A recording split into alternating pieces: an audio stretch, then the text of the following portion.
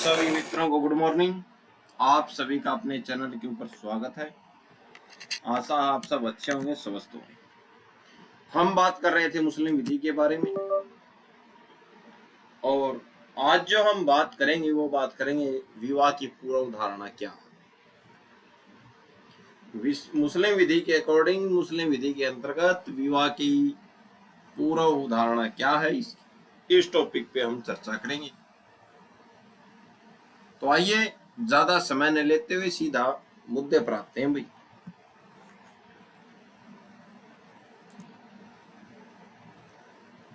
विवाह की पूर्व धारणा क्या है? ठीक है,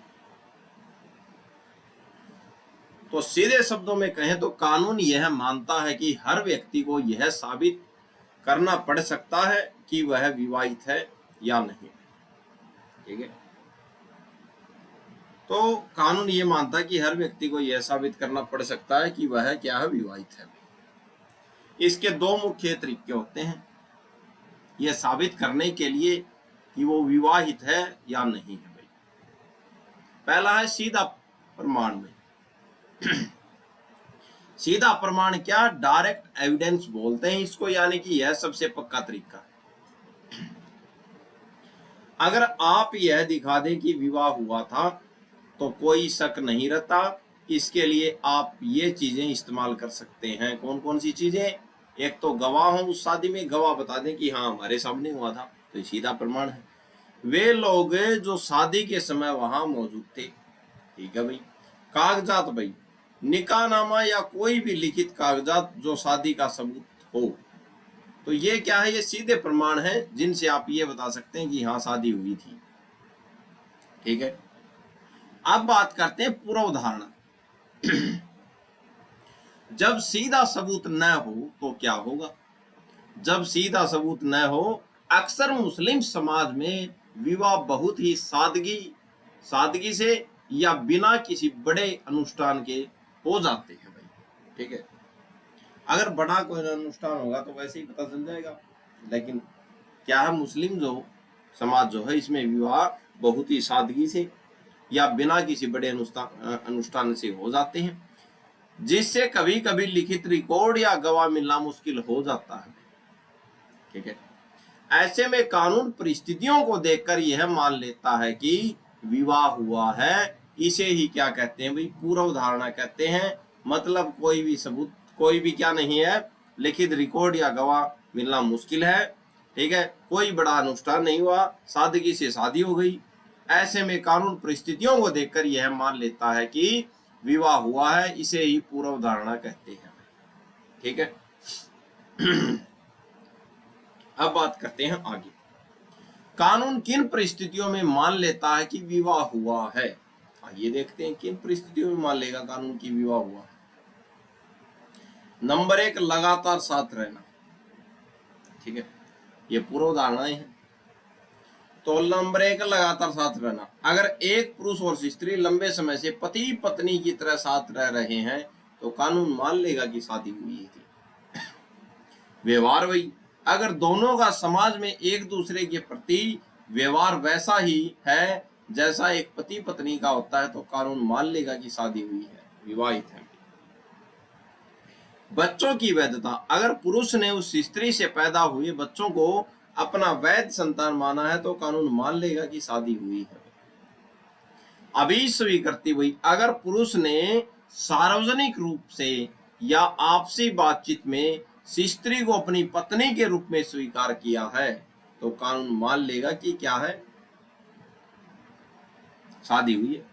सार्वजनिक रूप क्या है, यानी कि कोई सभा है उसमें बोल रहा है कि ये मेरी पत्नी है, इंट्रोडक्शन करा रहा है, या आम बातचीत में बता रहा है कि ये मेरी पत्नी है, तो ये कानून मान लेगा कि हाँ शादी हुई है। ये 4 स्थितियां होती हैं जिसमें कानून मान लेगा कि शादी हुई है। यह पूर्व धारणा है।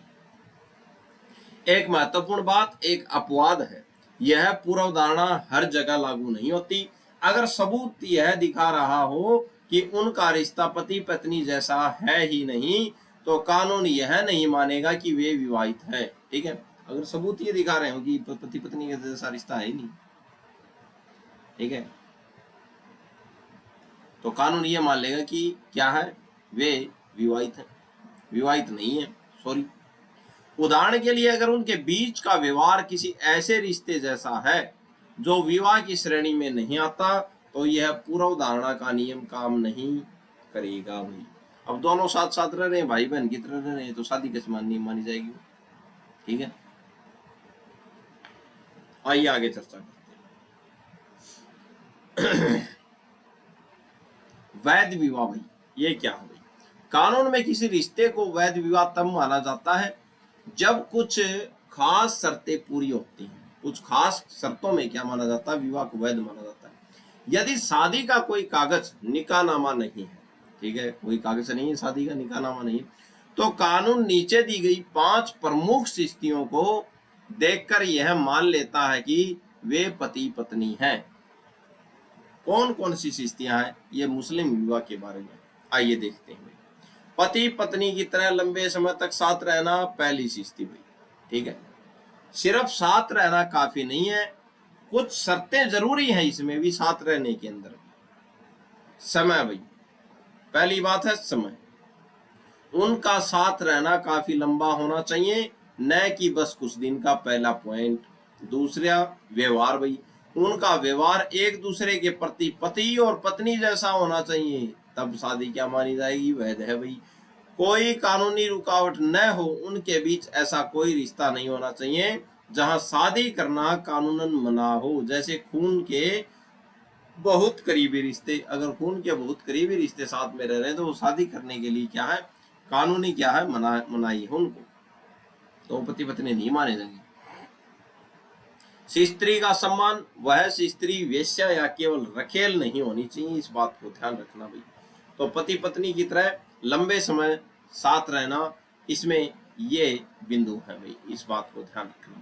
एक केस था गजनफर अली बनाम कनीज फातिमा। गजनफरी अली बनाम कनीज फातिमा का केस था।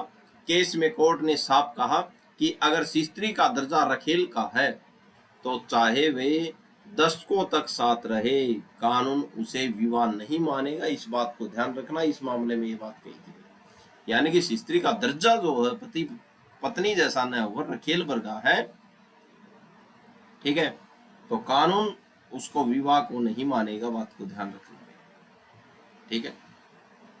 केस का नाम ध्यान रखना। समाज में मान्यता भाई, पुरुष ने उसे दुनिया के सामने पत्नी का दर्जा दिया हो और वह खुद भी उसे पत्नी मानता हो भाई। एक खास बात, अगर शादी को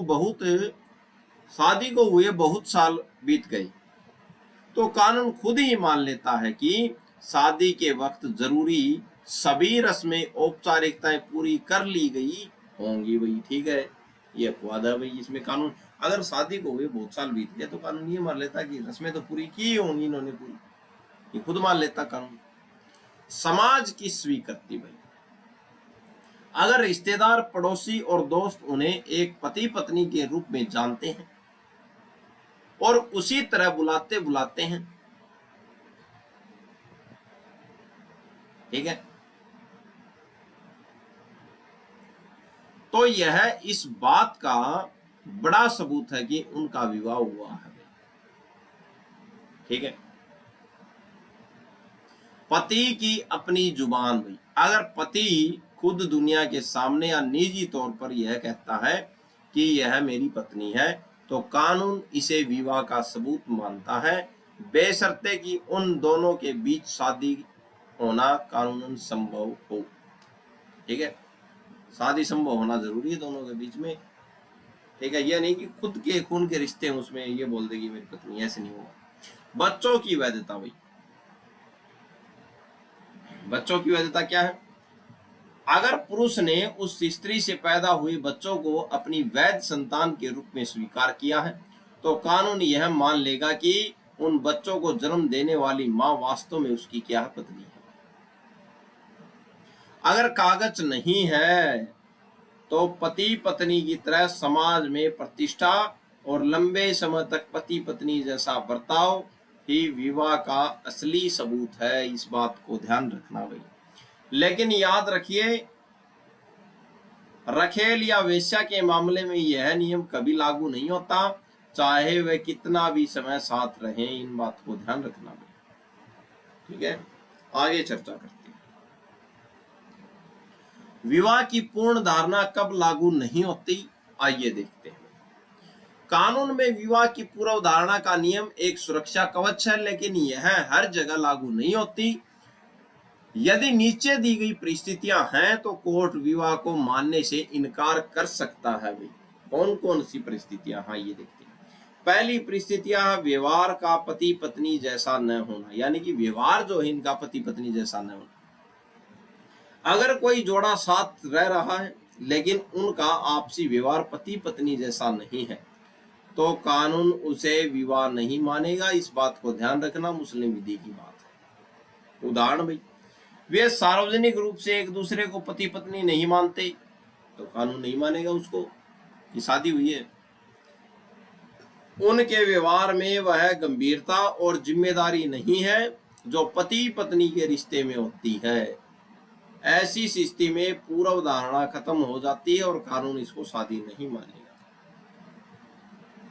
स्त्री की पूर्व स्थिति, भाई पूर्व स्थिति यानी कि पहले का स्टेटस क्या था। जैसा कि आपने पहले गजनफर अली बनाम कनीज फातिमा केस के बारे में बताया, अगर वह स्त्री पुरुष के घर आने से पहले एक पेशावर क्या थी, वेश्या थी, तो सिर्फ लंबे समय तक साथ रहने से उसे पत्नी का दर्जा नहीं मिल सकता। इस बात को ध्यान रखना, कानून यहाँ पे क्या है, सख्त है। अब्दुल रज्जाक बनाम आगा मोहम्मद केस के बारे में बात करते हैं। ये क्या केस था भाई? इसमें न्यायालय ने कहा था, क्या कहा था इस न्यायालय में, तर्क क्या था इसमें वकील साहब का? अब्दुल रज्जाक बनाम आगा मोहम्मद का केस। वकील साहब ने यह तर्क दिया कि चूंकि ये लोग बहुत लंबे समय से साथ रह रहे हैं और विवाह बहुत पुराना है जिसके सबूत या गवाह मिलना मुश्किल है, इसलिए कानून को यह मान लेना चाहिए कि इनकी शादी हुई थी। ये तर्क रखा भाई अब्दुल रज्जाक बनाम आगा मोहम्मद के केस में वकील साहब ने। अब कोर्ट का फैसला क्या था इस मामले में? कोर्ट ने माना कि यह तर्क बहुत मजबूत होता है। अगर उन दोनों का व्यवहार पति पत्नी जैसा होता, लेकिन अब न्यायालय बोल रहा है कि ये तर्क बहुत मजबूत है कि गवाह मिलने मुश्किल है, लेकिन बहुत पुराना विवाह, लेकिन क्या है, कोर्ट ने माना कि ये तर्क बहुत मजबूत है। ठीक है, कोर्ट ने माना कि यह तर्क बहुत मजबूत होता है। अगर लगा दिया यहाँ पे, उन दोनों का व्यवहार पति पत्नी जैसा होता तो ये तर्क बहुत मजबूत होता है कि गवाह मिलने मुश्किल है, शादी पुरानी है।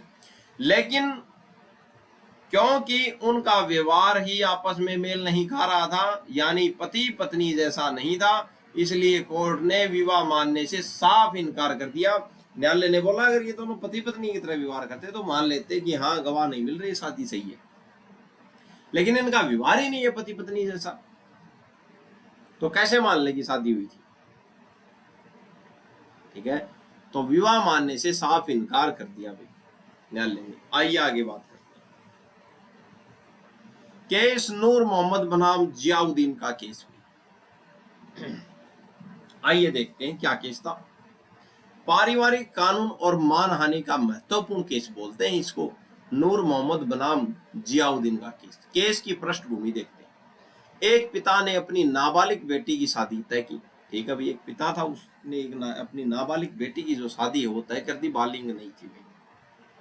शादी की रस्मों के लिए उसने बारात का स्वागत, खाने पीने का इंतजाम और बैंड बाजा आदि का खर्चा उठाया। किसने उठाया? पिता ने उठाया। ठीक है भाई, लेकिन विवाद तब हुआ जब दूल्हे यानी कि प्रतिवादी ने पिता से डांस करने वाली लड़की नाच गाने का पैसा भी मांगा। ठीक है, समस्या हो गई।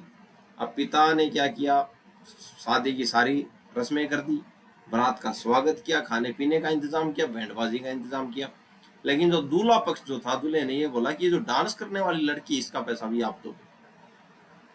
पिता ने पैसे देने से मना कर दिया, तो दूल्हा नाराज होकर बिना दुल्हन को ले बारात को वापस ले गया।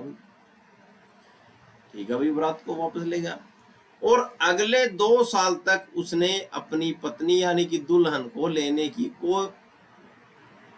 कोई कोशिश नहीं की भाई। ठीक है, समस्या हो गई है।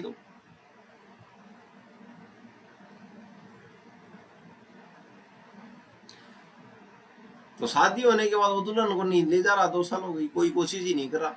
अंत में लड़की ने तलाक यानी कि विवाह विच्छेद लेना पड़ा भाई। ठीक है, यानी कि एक पिता था, पिता ने अपनी नाबालिग बेटी की शादी करने की सोची, खाने का खर्चा किया, बारात का खर्चा किया, बैंड बाजे का खर्चा किया, लेकिन जो दूल्हा जो था, एक नाचने वाली लड़की जो थी, वो नाचने वाली थी बारात के अंदर। ठीक है, तो उसके पैसे देने के लिए पिता को, लड़की के पिता को बोला कि इसके भी पैसे आप दो। पिता नाराज हो गया, पिता ये बोला कि इसके पैसे मैं नहीं दूंगा। ठीक है, तो दूल्हा नाराज होगा। दूल्हा क्या है, बारात है,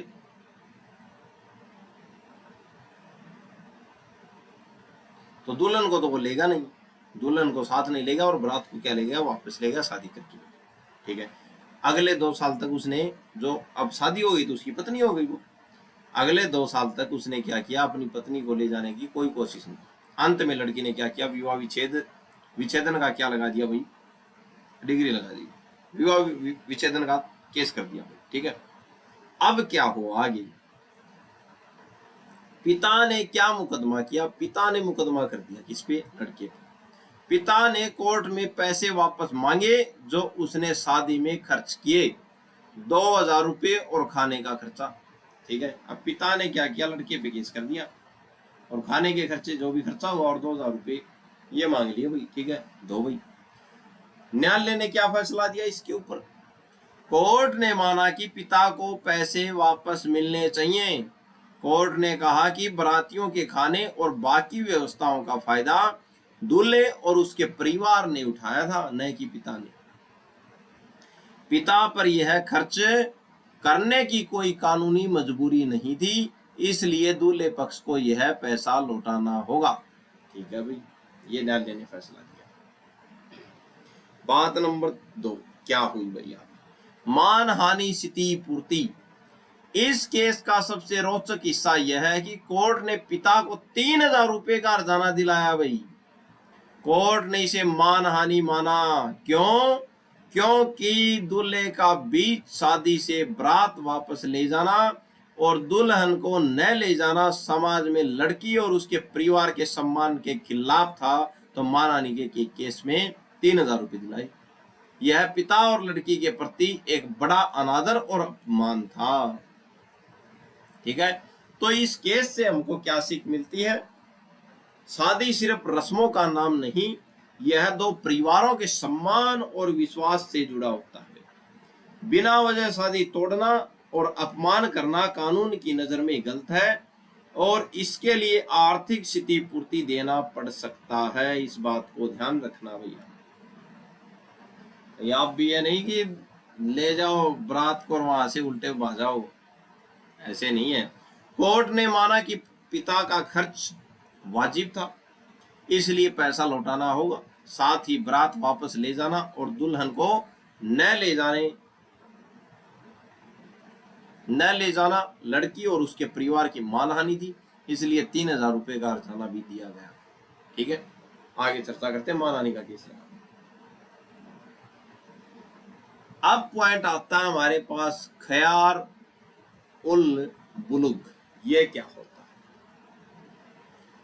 खयार उल बुलुग का सिद्धांत क्या है, इसके बारे में अब चर्चा करते हैं। इस्लाम में यदि किसी लड़के या लड़की की शादी उनके माता पिता या किसी अभिभावक ने तब कर दी जब वे अवयस्क थे, तो कानून उन्हें एक विशेष अधिकार देता है। ठीक है, क्या विशेष अधिकार देता है, और इसी को बोलते हैं खयार उल बुलुग।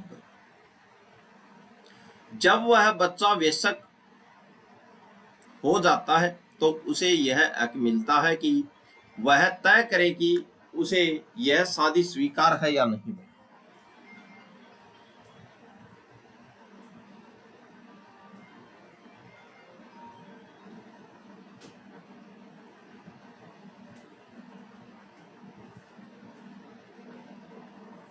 ठीक है, तो जब वो वयस्क हो जाता है तो कानून जो है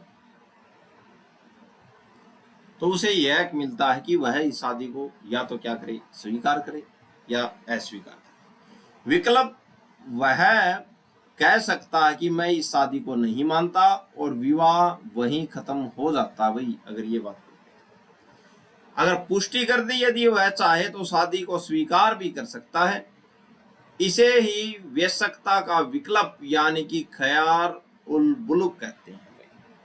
ठीक है, यानी कि इस्लाम में यदि किसी लड़के या लड़की की शादी उनके माता पिता या किसी अभिभावक ने तब कर दी जब वो क्या थे, माइनर थे, भाई अवयस्क थे, वयस्क नहीं थे। ठीक है भाई, कर दी। अब वो वयस्क होते हैं, जब वह बच्चा वयस्क हो जाता है तो वह उसको यह हक मिल जाता है कि या तो वो शादी को बनाए रखे, या तो ये कह दे, उसके पास दो विकल्प होते हैं, या तो वो शादी को बनाए रखे, ये कह दे कि नहीं शादी चल रही, चलने दे, मेरे को मंजूर है, या वो ये कह दे कि मेरे को क्या है, मंजूर नहीं है। अगर ये बोल दिया कि शादी मंजूर नहीं है तो शादी वहीं पे खत्म, और ये बोल दिया कि शादी मेरे को स्वीकार है तो शादी मान्य होगी, पुष्टि हो जाएगी शादी की। इसे ही वयस्कता का विकल्प या खयार उल बुलुक कहते हैं। भाई बात को ध्यान रखें। बात नंबर 2, इस अधिकार का महत्व। अब्दुल करीम बनाम अमीनाबाई का वाद। क्या वाद? अब्दुल करीम बनाम अमीनाबाई का वाद। मुंबई हाई कोर्ट ने अब्दुल करीम बनाम अमीनाबाई के केस में इस अधिकार की असली भावना को समझाया था। क्या भावना समझाई मुंबई हाई कोर्ट ने अब्दुल करीम बनाम अमीनाबाई के केस में? इस्लाम की उदारता। कोर्ट ने कहा उदारता किसकी बताई? इस्लाम की। कोर्ट ने कहा कि यह अधिकार कुरान के सिद्धांतों पर आधारित है। कौन सा अधिकार? खयार उल बुलूग, यानी कि वयस्कता का विकल्प, कुप्रथाओं से बचाव। पुराने समय में इस्लाम आने से पहले महिलाओं और बच्चों पर जबरदस्ती शादियां थोपी जाती थी, जिससे उन पर क्या पड़ता था? बहुत दबाव पड़ता था।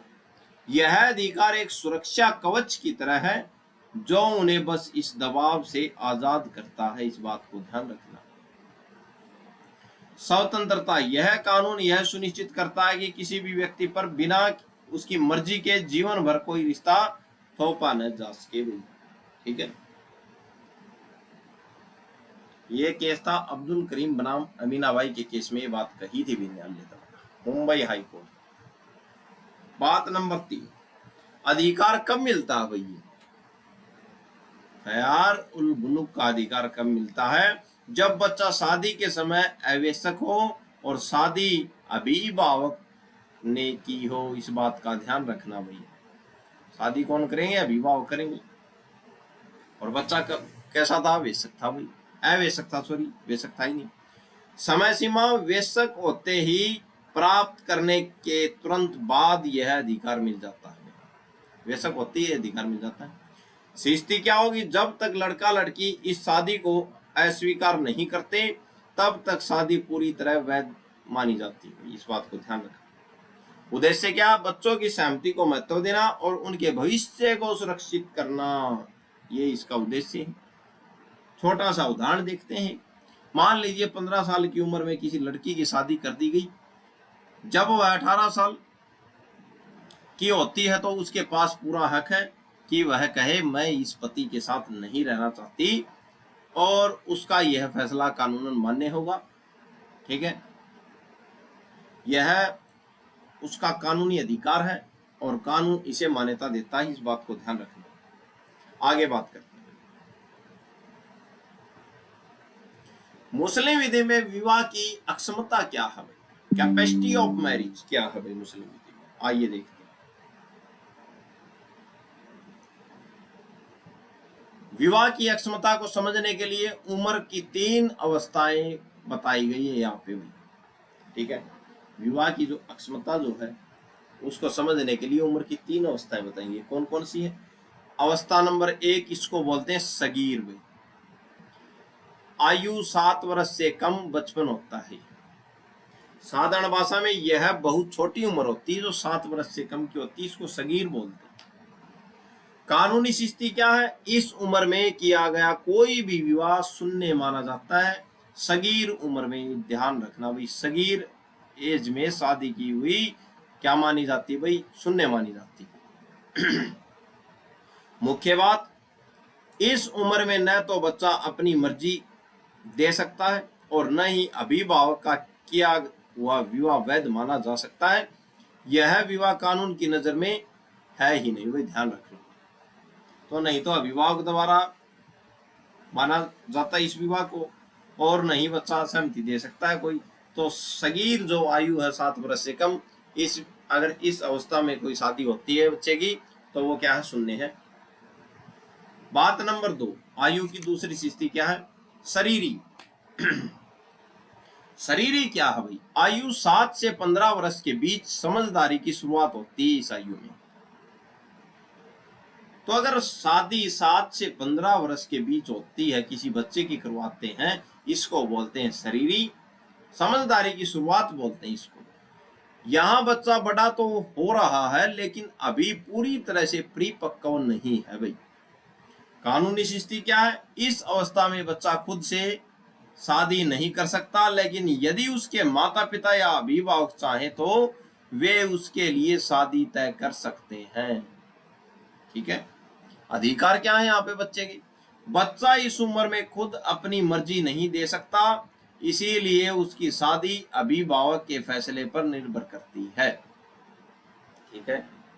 अब बात करते हैं नंबर 3 की जो आयु है वो है बुलुग।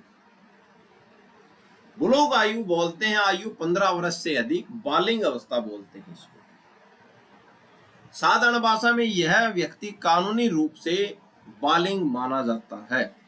कानूनी स्थिति, अब वह व्यक्ति अपनी इच्छा से बिना किसी अभिभावक की मर्जी से अपना जीवन साथी खुद चुन सकता है। यह मुस्लिम विधि में 3 अवस्थाएं दी हुई है, ठीक है। शरीरी, सगीर और बुलुग। सबसे महत्वपूर्ण बिंदु, अधिकार का खेल, विकल्प का अधिकार क्या है। यह अधिकार शरीरी यानी कि 7 से 15 वर्ष की आयु को होता है। शरीरी अवस्था में अभिभावक द्वारा तय की गई शादी पर लागू होता है कौन सा अधिकार का खेल, विकल्प का अधिकार, ठीक है। मान लीजिए किसी लड़के या लड़की की शादी तब कर दी गई जब वे शरीरी यानी कि 7 से 15 वर्ष अवस्था में थे भाई। तो 7 से 15 वर्ष की आयु में अगर किसी व्यक्ति की शादी कर दी गई है तो उनके पास विरोध करने का मौका नहीं था।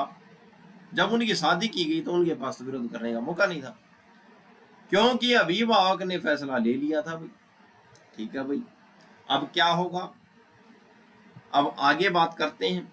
अब जैसे ही वे बुलुग यानी कि 15 वर्ष या बालिग होने की आयु वाली अवस्था में पहुंचते हैं, यानी कि 15 साल के हो गए, 16 के हो गए, तो उन्हें खयार उल बुलुग का अधिकार मिल जाता है। वो शादी से मना भी कर सकते हैं और उसको रख भी सकते हैं। विकल्प क्या होगा बच्चे के पास यहाँ पे, अब वह कह सकते हैं मेरे अभिभावक ने जो शादी तय की थी उसे मैं मंजूर करता हूं या फिर अस्वीकार करता हूं। ये 2 विकल्प होते हैं, ठीक है। स्वीकार करता हूं, यदि वह शादी को स्वीकार करता है तो विवाह वैध और बाध्यकारी रहेगा। अस्वीकार करता है, यदि वह शादी को अस्वीकार करता है तो विवाह समाप्त हो जाएगा और उस पर उसकी कोई बाध्यता नहीं रहेगी। इस बात को ध्यान रखना। इस कानून का उद्देश्य बच्चों का बिना उसकी इच्छा के विवाह थोपने की प्रथा को रोकने और उन्हें वयस्क होने पर अपनी जिंदगी का फैसला करने की आजादी देना है। ठीक है, कौन सा कानून? खयार उल बुलुग। आगे बात करते हैं। पिता या दादा द्वारा तय की गई शादी का नियम क्या होता है? अगर पिता या दादा शादी करते हैं तो उनका नियम क्या होता है? आमतौर पर खयार उल बुलुग के तहत बच्चे को अपनी मर्जी से शादी ठुकराने का हक होता है, लेकिन जब शादी पिता या दादा ने तय की हो तो नियम थोड़ा सख्त होता है। इस बात को ध्यान रखना। ठीक है, तो खयार उल बुलुग के तहत वो शादी को ठुकरा सकता है, लेकिन जब शादी पिता और दादा ने की हो तो नियम थोड़ा सख्त होता है। बदल तो सकता है शादी को, लेकिन नियम सख्त है। क्या है, आइए देखते हैं। यदि किसी अवयस्क की शादी उसके पिता या दादा ने तय की है तो कानून यह मानता है कि उन्होंने बच्चे की भलाई के लिए ही यह फैसला लिया होगा, इसलिए ऐसी शादी मान्य होती है और वयस्क होने पर बच्चा इसे आसानी से अस्वीकार नहीं कर सकता। आसानी से अस्वीकार नहीं कर सकता, लेकिन अस्वीकार तो कर सकता है। पॉइंट तो दे दिया यहाँ पे, आसानी से नहीं, तो कर तो सकता होगा, कोई ना कोई तो कारण होगा। अपवाद देखते हैं इसके। आसानी से तो अस्वीकार नहीं कर सकता अगर पिता और दादा ने शादी की तो, लेकिन इसके अपवाद है। अपवाद भी कब शादी को चुनौती दी जा सकती है? जब शादी दादा और पिता ने करवाई हो।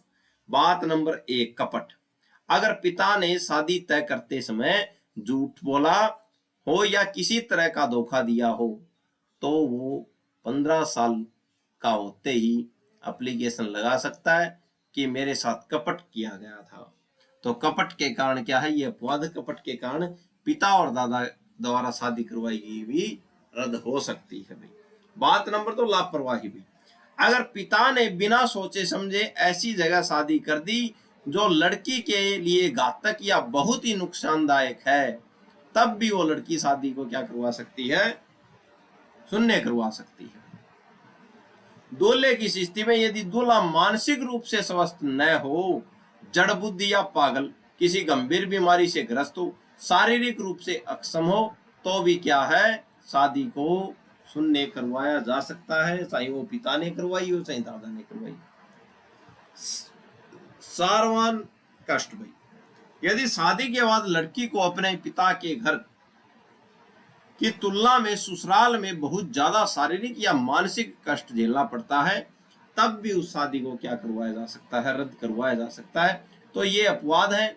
एक पक्ष ये बोलता है कि पिता और दादा द्वारा शादी की गई को रद्द नहीं करवाया जा सकता, लेकिन एक पक्ष ये बोलता है कि अपवाद के अंदर हम इसको भी रद्द करवा सकते हैं।